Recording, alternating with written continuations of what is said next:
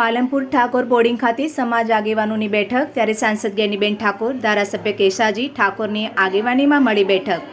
સમાજના રીત રિવાજ સુધારાને લઈ કરાશે ચર્ચા ત્યારે સમાજમાંથી અંધશ્રદ્ધા દૂર થાય અન્ય સમાજમાં લગ્ન કરનાર દીકરા દીકરીઓમાં મા બાપની સહી ફરજિયાત કરવા નિર્ણય ત્યારે લગ્નમાં વાસણ પ્રથા ઓઢામણા પ્રથા અને મરણમાં જમન પ્રથા બંધ કરવા સહિત અલગ અલગ મુદ્દે કરાશે ચર્ચા। મેં કીધું અનેક વખત કે કોઈ પણ દેવ ઉપર તમારે શ્રદ્ધા હોઈ શકે પણ અંધશ્રદ્ધા નહીં। હવે અંધશ્રદ્ધા કોણ કે ભૂતકાળની અંદર આજ વર્ષો પહેલા દીકરીઓને દૂધ પીતીની પ્રથા હતી તો એ પ્રથા કોઈક બુદ્ધિજીવી ક્રાંતિકારી લોકોએ એ પ્રથાઓ દૂર કરી। બહુપત્ની તત્વનો રિવાજ હતો તો 1951ના બંધારણમાં હિન્દુ એક્ટની અંદર અનેક સુધારા લાયા। એમ બંધારણીય રીતે આપણાને અંધશ્રદ્ધાથી કદાચ મદદ મળે કે ના મળે। ગુજરાત સરકારે તો વર્તમાન સમયની અંદર અંધશ્રદ્ધા માટે બિલ પસાર કર્યું છે વિધાનસભામાં કે આ ભાઈ તમામ પ્રકારની જે અંધશ્રદ્ધાઓ છે એ અંધશ્રદ્ધાઓથી બચવા માટે બિલની અંદર ફોજદારી ગુના હાથે અન્ય કલમોનો ઉમેરો કરી અને એને બંધારણીય કાયદાની જોગવાઈમાં લીધું છે। ત્યારે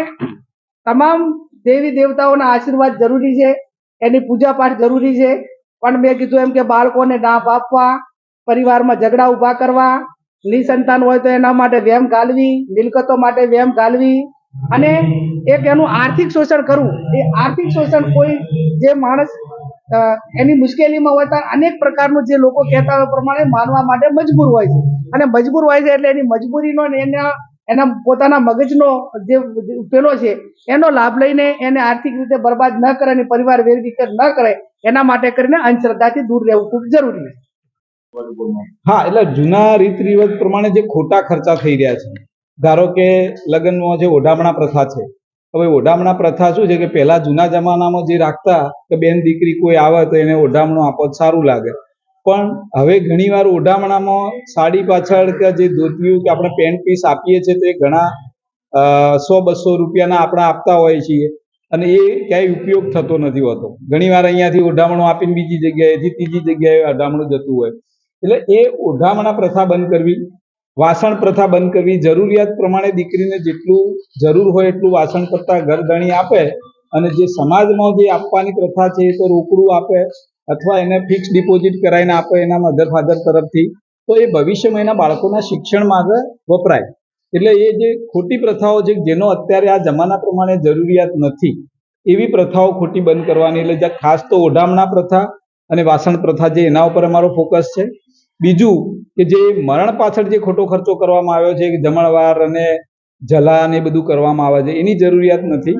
જૂના જમાનામાં એટલા માટે કરવામાં આવતું કે લોકો 50-100 કિલોમીટર દૂરથી ચાલીને આવતા બેસવા માટે, કોઈ મરી ગયું હોય અથવા કોઈનું ખરાબ દુઃખદ પ્રસંગે, તો એ બિચારા આવીને જમીન પાછા એમના ઘરે જાય તો 12 કલાક ચાલીને આવતા। એ જમાનામાં આ જમણવાર એટલા માટે રાખવામાં આવતો દૂરથી આવતો માણસ હોય એને ખાવા પીધા વગર આપણે કઈ રીતે મોકલી શકીએ, પણ હવે તો ટેકનોલોજીનો જમાનો આવ્યો, આટલા બધા સાધનોનો જમાનો આવ્યો કે આપણે કોઈ પણ જગ્યાએ પાલનપુરની આજુબાજુ 100-200 કિલોમીટર જવું હોય તો 1-2 કલાકમાં જઈને આવી રહે। એટલે એ બધા જે જમણવાર લગ્ન પાછળથી એ ખોટા ખર્ચા છે, એટલે એ ખોટા ખર્ચા બંધ કરવા અને જે અમારા સમાજમાંથી ઘણીવાર શું છે કે બીજા સમાજમાં દીકરા દીકરીઓના લગ્ન થાય છે